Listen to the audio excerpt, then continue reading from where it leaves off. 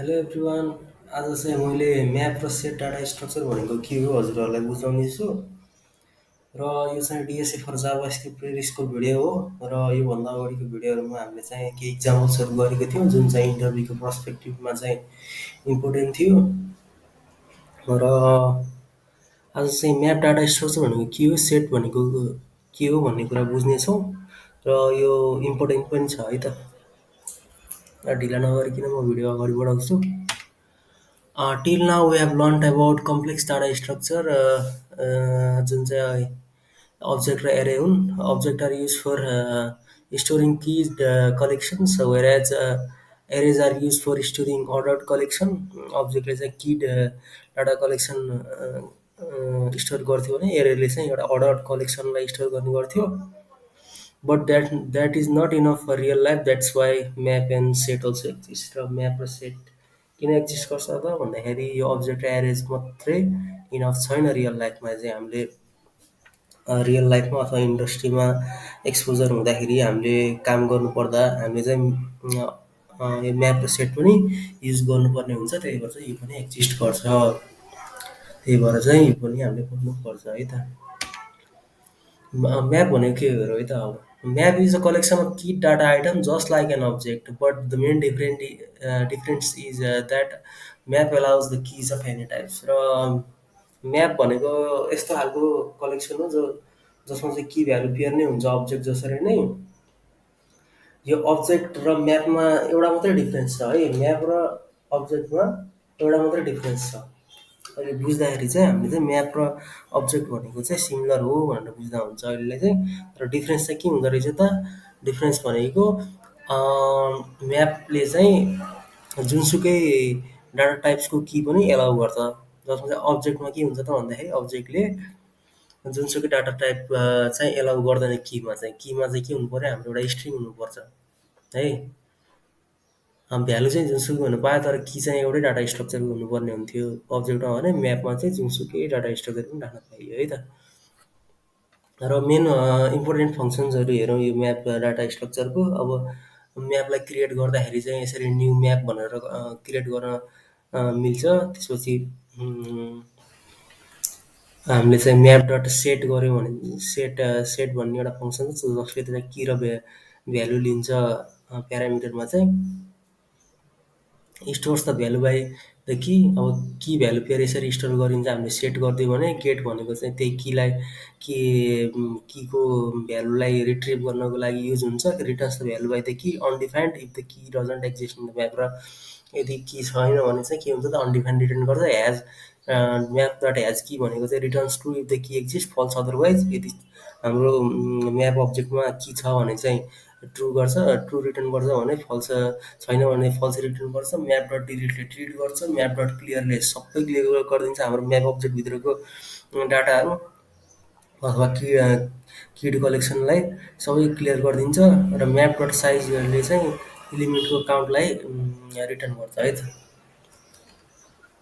यो चाहिँ हामीले अझै इक्जाम्पल थ्रु हामीले चाहिँ अझै राम्रोसँग बुझ्नेछौँ। यसलाई चाहिँ यो थ्योरी बुझौँ।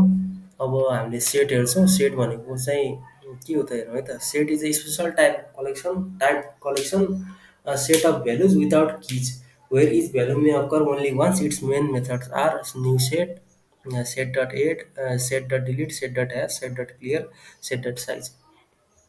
सेट भनेको चाहिँ एरे एरेसँग सिमिलर हुन्छ है। म्याप चाहिँ अब्जेक्टसँग सिमिलर थियो भने सेट चाहिँ एरेसँग सिमिलर हुन्छ। यसमा चाहिँ के अरे विदाउट किज भनेको छ है। यो कलेक्सन हो तर किज बिना कलेक्सन हो। यो भन्नु खोजेको एरेमा पनि के हुन्छ त, हाम्रो एरेमा पनि की भ्यालु पेयर त हामीले राख्न पाउँदैनौँ नि त। त्यसै सेट भनेको पनि सिमिलर हो एरेको। तर यसमा के डिफरेन्स हुन्छ त भन्दाखेरि यसमा चाहिँ हाम्रो इलिमेन्ट चाहिँ एकचोटि मात्रै राख्न मिल्छ, दुईचोटि राख्न मिल्दैन।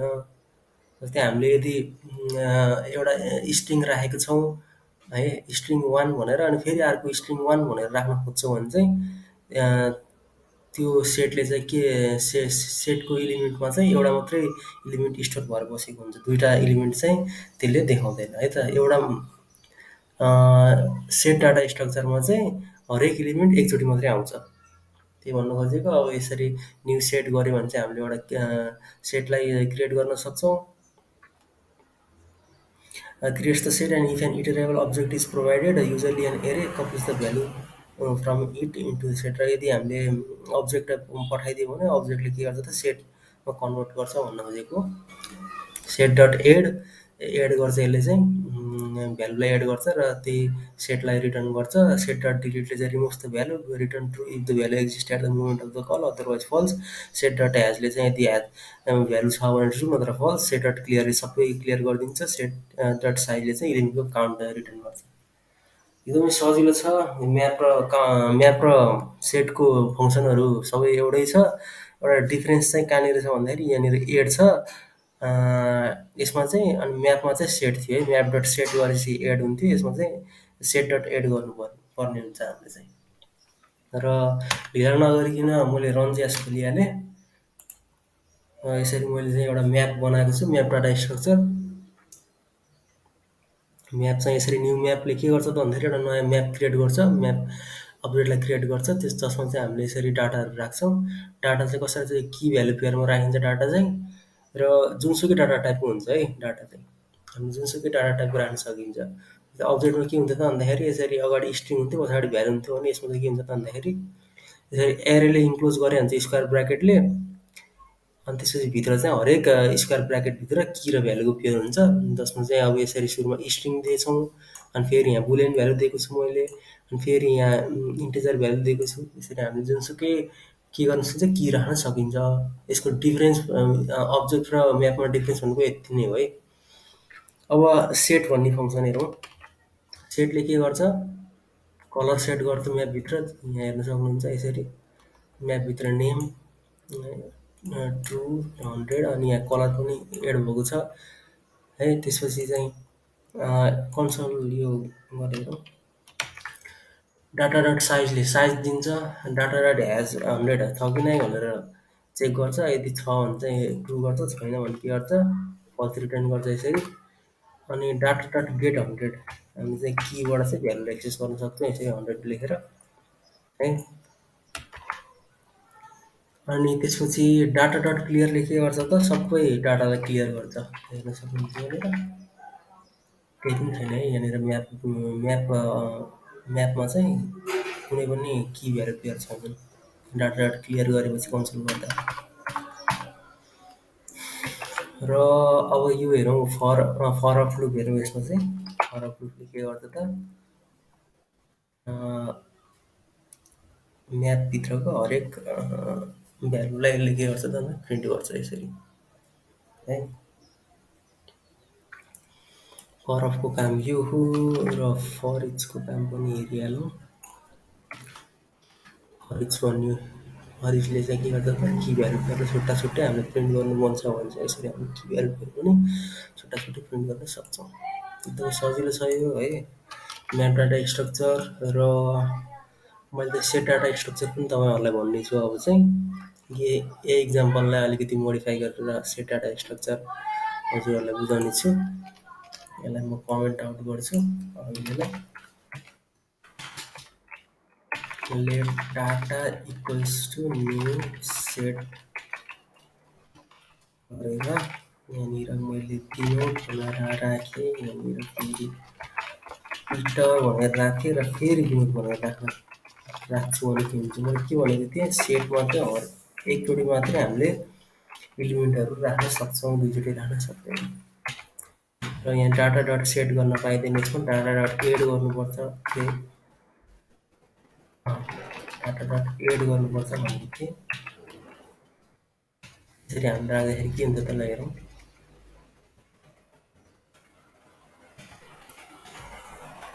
डाटा डट एड अनि एउटा नाम राखौँ यहाँ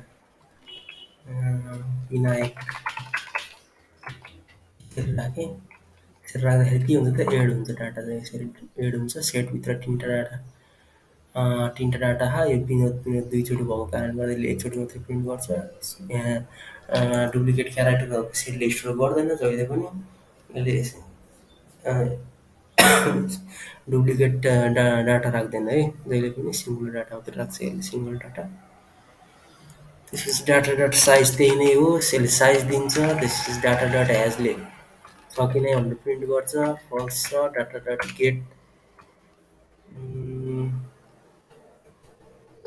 डाटा डट गेट त थिएन है, यसमा गेट गर्ने कुरा हुँदैन।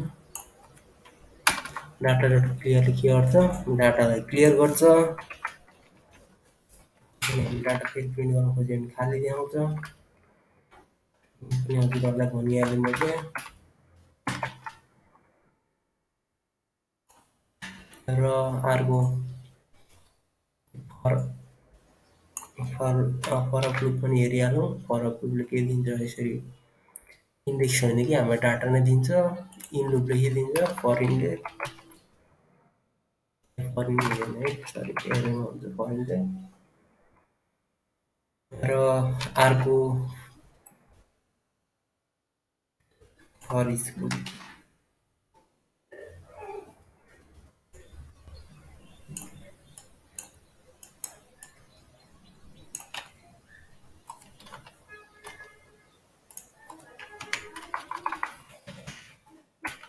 यसरी हामीले भ्यालु यसरी प्रिन्ट गर्न सक्छ है। यही नै छ म्याप र सेटमा चाहिँ। सेट अलि मोस्ट फ्रिक्वेन्टली युज हुन्छ। र यो भिडियोको लागि यति नै छ। यदि कुनै पनि कन्फ्युजन छ भने कमेन्टमा कमेन्ट राख्नु होला। र यदि तपाईँलाई यो भिडियोले हेल्प गरेको छ भने लाइक बटन थिच्नु होला। र यस्तै अपकमिङ भिडियोज हेर्नको लागि च्यानललाई सब्सक्राइब पनि गर्नुहोला। र नेक्स्ट भिडियोमा मैले के गर्नेछु त तपाईँहरूलाई लिङ्क लिस्टको भनेको के हो र लिङ्क लिस्टमा अपरेसनहरू पनि लगाएर देखाउँछु। See you in the next video.